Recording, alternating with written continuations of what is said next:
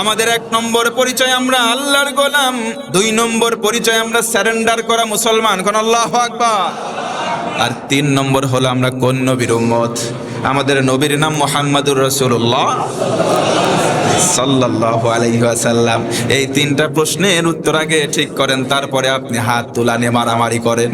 কথা বলে ঠিক, থামার দরকার, এগুলো থামা উচিত।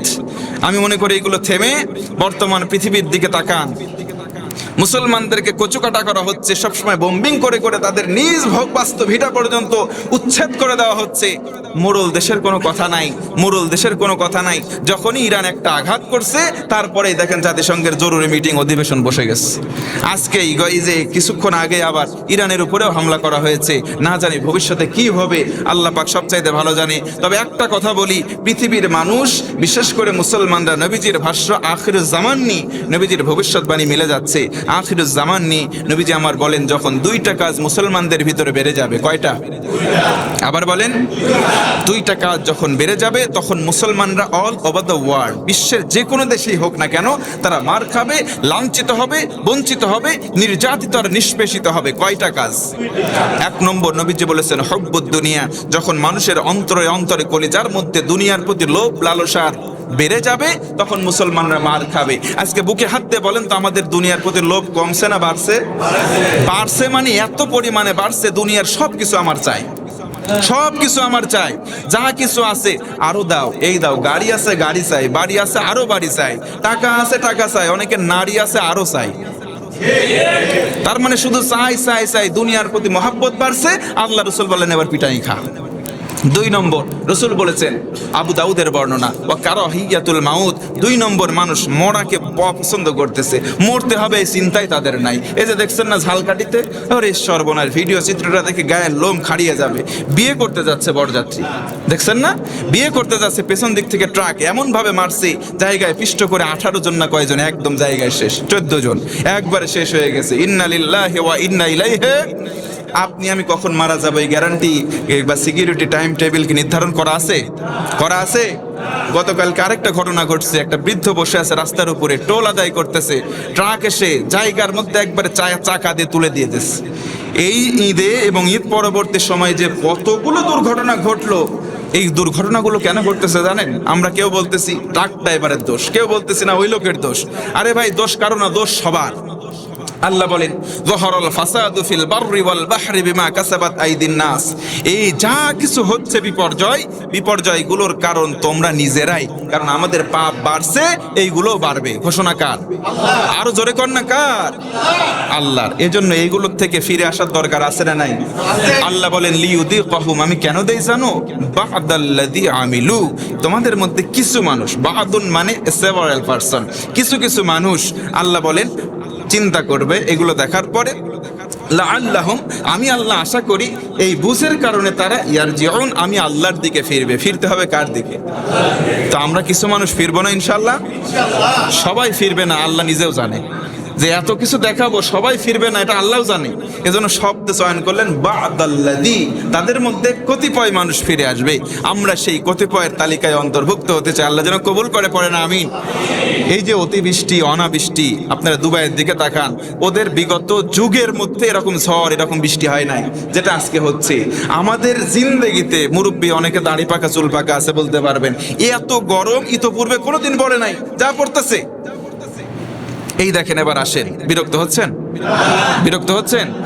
এইগুলো কথা আসলে বলতে পারেন হুজুর মাঝে মধ্যে লড়ম ওয়াজ করেন, মাঝে মধ্যে কড়া হয়ে যায় কে? আরে ভাই, কথাগুলোই তো কড়া। কি কথা বলেন, ঠিক কি? এই কথাগুলো কি আমি বানিয়েছি?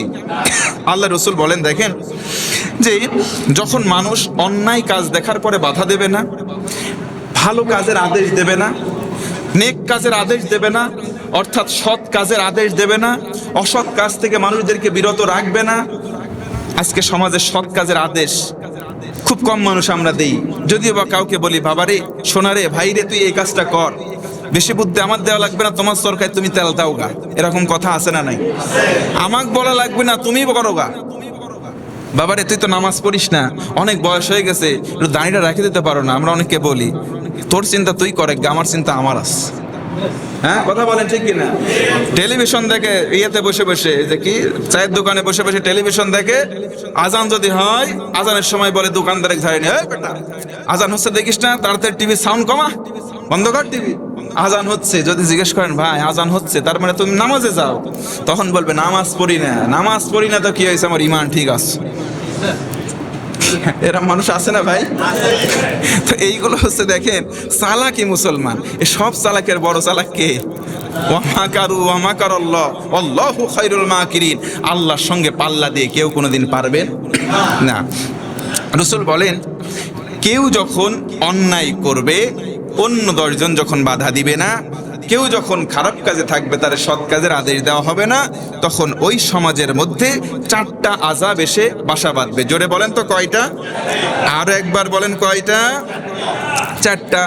খারাপ আল্লাহর পক্ষ থেকে, এটাকে অভিশাপ বলতে পারেন, আল্লাহর পক্ষ থেকে চলে আসবে। এটা মুসলিম শরীফের হাদিস। 1 নম্বর হচ্ছে যখন সমাজের মানুষগুলো ভালো কাজের আদেশ দেবে না, অন্যায় কাজ থেকে মানুষদেরকে বাধা প্রদান করবে না, তার 1 নম্বর শাস্তি হিসেবে আল্লাহ রাসূল বলেন তখন দুনিয়াবি গজব একটার পর একটা বেড়ে যাবে। জোরে কর নাউজুবিল্লাহ। দুনিয়ার গজব আজকে বাড়ছে না কমছে? কেমন ভাবে বাড়ছে? নবীজি অন্য হাদিসে বলেন, পুঁতিযুক্ত মালা আছে, উদাহরণ দিলে বুঝবেন, তসবি। তসবি চেনেন না? তসবির এক জায়গায় যদি কেটে দেন, ছিঁড়ে দেন, একটার পরে একটা দানা এইভাবে ধরলে পড়বে না? রাসূল বলেছেন ঠিক বালা মুসিবত ওইভাবেই আসবে, একটার পরে একটা পুঁথি যেভাবে ছিঁড়ে পড়ে ঠিক ওইভাবে আসতে থাকবে। আসতেছে তাই, আসতেছে তাই, একটার পরে একটা আসতেছে। আগে আসতো কলেরা, তারপরে আসতো কি কি মহামারী, হইতে হইতে আসলো করোনা। করোনার ভ্যাকসিন নিলাম, ও আল্লাহ সর্বনাশ। কয়েকদিনের ভিতরে খবর প্রকাশ হচ্ছে ঈদের আগে পর্দে করোনার 3টা ডোজ নিয়েছে যারা, অনেকগুলো রোগ ধরছে তাদের। কি কথা বলেন না কেন? সংবাদে এখন এটা প্রচার হচ্ছে, তার মানে মরার জন্য, মানে মরার হাত থেকে বাঁচার জন্য আমরা প্রোটেকশন নিলাম, এখন শুনে আরো বিপদ। অনেকগুলো রোগের কারণ নাকি এই 3টা ভ্যাকসিন। আল্লাহ পাক সঠিকভাবে যেন আমাদের হেফাজত করে, পড়ে না আমি। আসলে সব ঔষধের সেরা ঔষধ হচ্ছে এই করোনার মতো রোগ আসলে আত-তুহুরু শাত্রুল ঈমান, পবিত্র থাকবে যারা, ঈমানের গুণে গুণান্বিত হবে তারা, আল্লাহ অন্যান্য ভালা মুসিবত থেকে হেফাজত করবেন ইনশাআল্লাহ। এই করোনা চলে গেল, এখন আসতেছে দেখেন ঝড় বৃষ্টি, আবার আসতেছে দেখেন অক্সিজেন পরিমাণ কমে যাচ্ছে, কার্বন ডাই অক্সাইড আসতেছে। এই কথাগুলো রাসূল 1500 বছর আগে বলেছেন, প্রায় 1500 বছর আগে। তাহলে কথাগুলো মিলছে কি মিলছে না? এটা সবাই বলেন মিলছে কি মিলছে না? তা আল্লাহ রাসূল ওষুধ দিয়ে দিলেন, রোগও বলে দিলেন। তো আমরা যদি এখন ডাক্তারের কাছে যাই তাহলে পাগলামি হবে না ভাই? এটা জোরে বলেন, পাগলামি হবে না? তো যদি আপনি কি বলে ক্লিনিকের নাম বলেন, সিমলা ক্লিনিক বলেন, আরো কি কি আছে, কিমিয়া, আপনার সদর হাসপাতালে যান। যদি আবার নাম বলে আবার সমস্যা আছে, বলেন হুজুর আবার প্রমোট করতেছেন নাকি? না, যে কোনো জায়গায় আপনি যান, ডাক্তার যদি বলে আপনি এই ওষুধটা খাবেন, এইটা খাবেন, এই কাজটা করেন না, এই কাজটা করেন না, প্রেসক্রিপশন নিয়ে আসার পরে রোগী খুব অ্যালার্ট, বাড়ির লোকে বলতেছে ওগো এটা খাওয়া নিষেধ, খবরদার রান্না করবা না, এটা দাও, এই আমার ওষুধ খাওয়ার টাইম না, খুব মেনটেন করে চলতেছি। দুনিয়ার ডাক্তার একটা রোগ থেকে বাঁচার জন্য প্রেসক্রাইব করে দিয়েছে, আপনি এতটা অ্যালার্ট, এতটা সচেতন, মাত্র 1 দিনের ব্যবধানে প্রেসক্রিপশন পেয়েছেন। আর আপনার জন্মের পর থেকে কোরআন দেখতে পাচ্ছেন, কোরআনটা হচ্ছে গোটা বিশ্বের মুসলমানদের জন্য জ্বলন্ত সবচাইতে বড় প্রেসক্রিপশন। কথা বলেন ঠিক কিনা?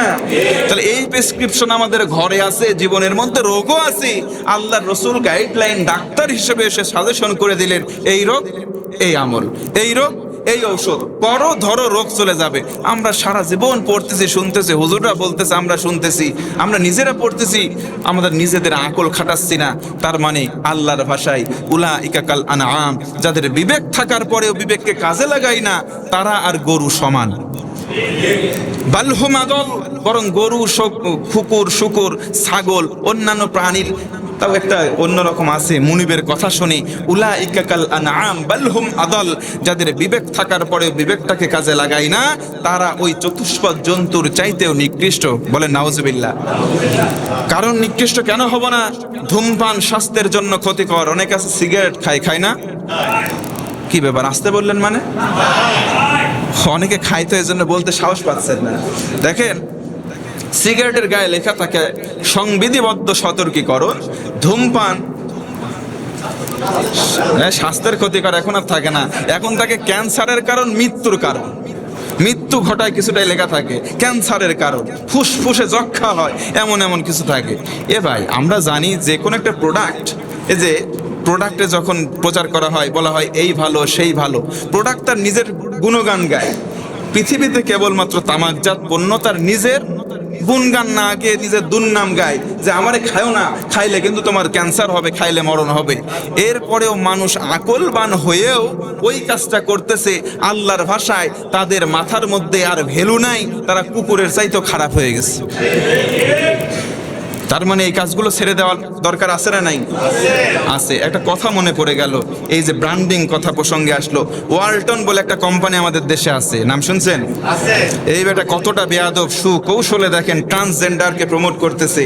একটা নায়কের নাম আমি ভুলে গেলাম, সম্ভবত জোয়ান নাকি জোয়ান। ও যতই জোয়ানি করুক, ওর বার্ধক্য চলে আসছে, ওর ভিতরে পুরুষত্ব আর নাই।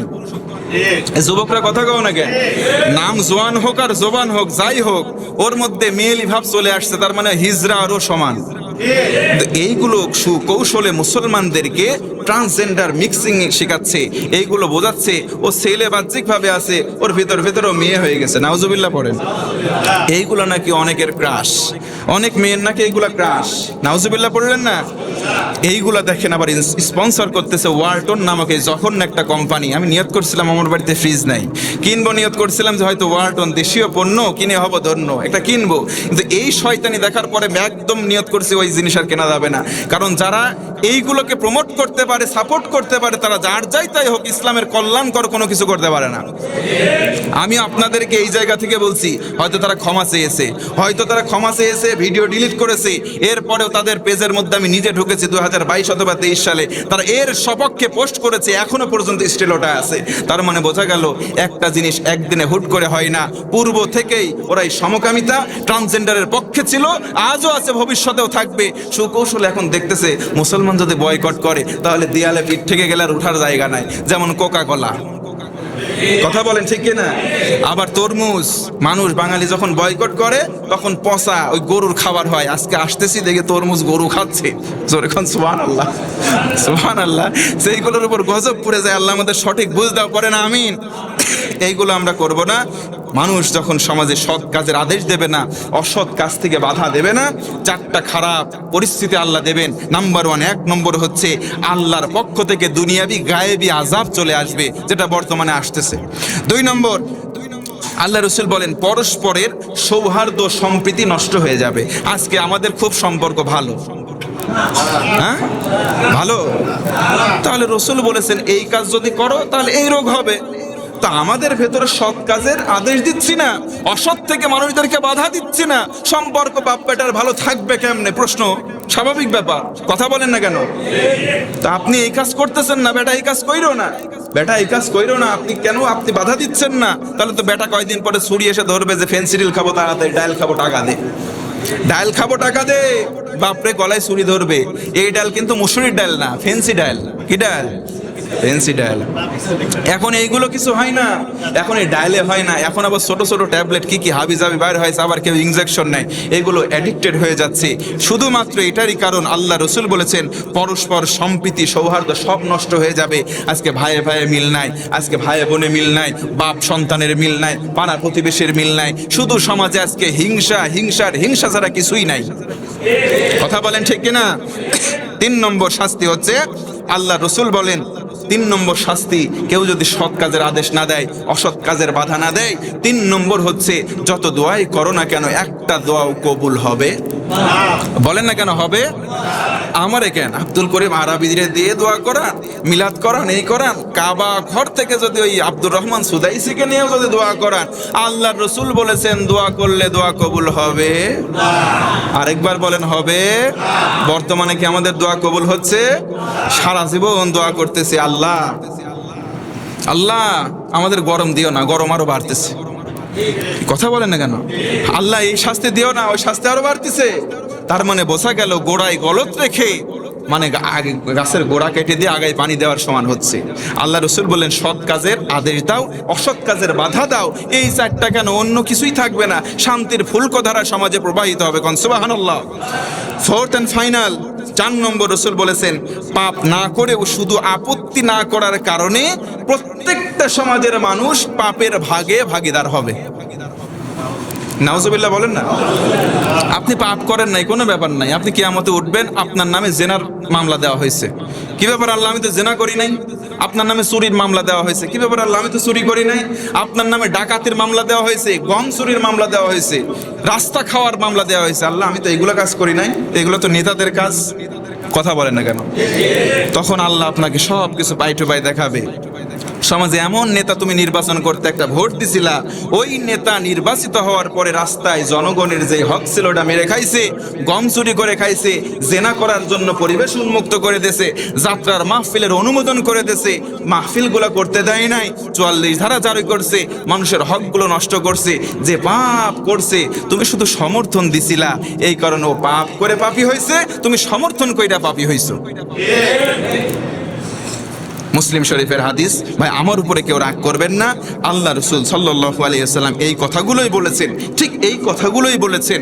সমাজে এই জন্য আসুন সৎ কাজের আদেশ, অসৎ কাজের থেকে বাধা দেওয়ার চেষ্টা করব।